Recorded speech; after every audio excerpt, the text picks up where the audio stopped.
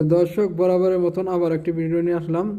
দেখেন দেশ সম্বন্ধে প্রশাসন সম্বন্ধে ভাই কী বললো, কথাগুলা শুনলে ভালো লাগবে।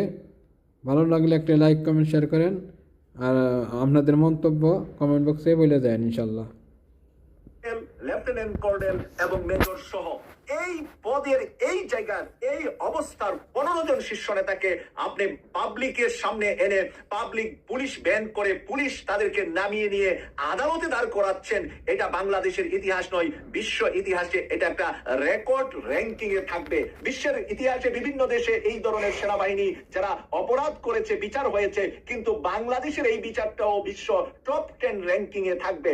বাংলাদেশের এই বিচার বিশ্বের বুকে যত সেনাবাহিনী, নৌবাহিনী, বিমান বাহিনী, কোন বাহিনী অপরাধ করেছে, বিচার হয়েছে সারা জীবনে পৃথিবী জন্মলগ্নের পর থেকে 10টা ঘটনার ভিতরে একটা ঘটনা হবে আজকের ঘটনাটি। তাই এটাকে ছোট্ট করে এটাকে একেবারে অবহেলা করে দেখার কোনো সুযোগ নাই।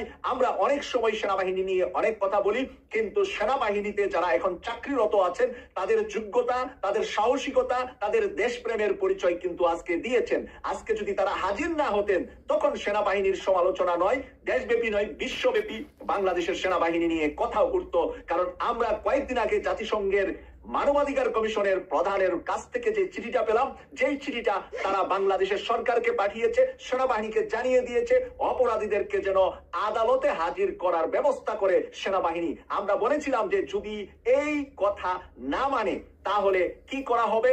আন্তর্জাতিক অঙ্গন থেকে বাংলাদেশের সেনাবাহিনী যেভাবে জাতিসংঘের মাধ্যমে শান্তি মিশনে অবদান রাখছে তাদেরকে সেখান থেকে বের করে বাংলাদেশে পাঠিয়ে দিবে। আর পাঠিয়ে দিলে সেনাবাহিনীর ভিতরে একটা গোলযোগ, একটা বড় সমস্যা তৈরি হবে, যেটা টেকেল দেওয়া সেনা ক্যান্টনমেন্টে বা সেনাবাহিনীর ভিতরে অসম্ভব হয়ে দাঁড়াবে।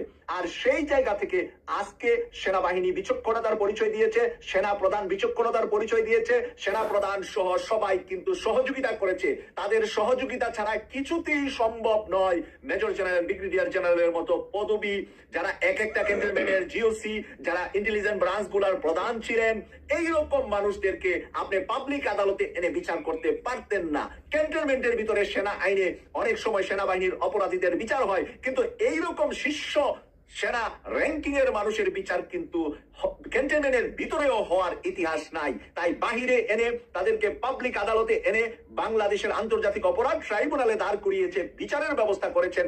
সেই সাহসিকতার প্রশংসা পাচ্ছে ডক্টর মোহাম্মদ ইউনূস, সেই সাহসিকতার প্রশংসা পাচ্ছে বাংলাদেশের প্রধান বিচারপতি সৈয়দ রিফাত আহমেদ, অক্সফোর্ডের আজীবন ফেলু, অক্সফোর্ডের আজীবন সম্মানিত ব্যক্তি এই সৈয়দ রিফাত আহমেদ, যে অক্সফোর্ড বিশ্ববিদ্যালয়ে সর্বোচ্চ র্যাঙ্কিং এ সর্বোচ্চ নাম্বার পেয়ে রেকর্ড করেছিলেন, সেই প্রধান বিচারপতি এখন বাংলাদেশের মতো তৃতীয় বিশ্বের একটা দরিদ্রতম দেশের প্রধান বিচারপতির দায়িত্ব পালন করছে। সৈয়দ রিফাত আহমেদ ইংল্যান্ডের মতো, আমেরিকার মতো, ইউরোপের মতো দেশের প্রধান বিচারপতি হওয়ার যোগ্যতা রাখেন, কিন্তু উনি বাংলাদেশকে ভালোবাসেন, বাংলাদেশি প্রেমী হয়ে, বাংলাদেশের সন্তান হয়ে বাংলাদেশের প্রধান বিচারপতির চেয়ারে বসে উনি এই চ্যালেঞ্জটা নিতে পেরেছেন, দিতে পেরেছেন।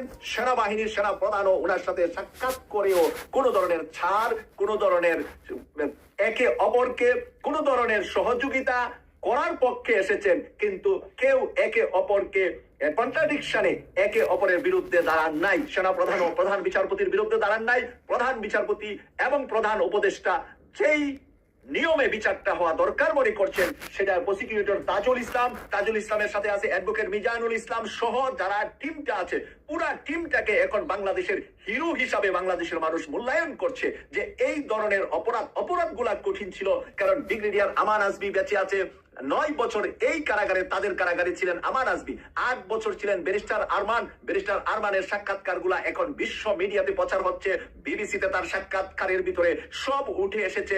এই সকল নিউজ সত্য হওয়ার পরে বাংলাদেশ সেনাবাহিনী দেখেছে, বাংলাদেশ সেনাবাহিনী বুঝতে পেরেছে যদি আমরা তাদেরকে বিচারের কাঠগড়ায় দান না করাই, পুরা সেনাবাহিনীর বদনাম, পুরা সেনাবাহিনীর জন্য কোনো বিপজ্জনক অন্ধকার নেমে আসতে পারে।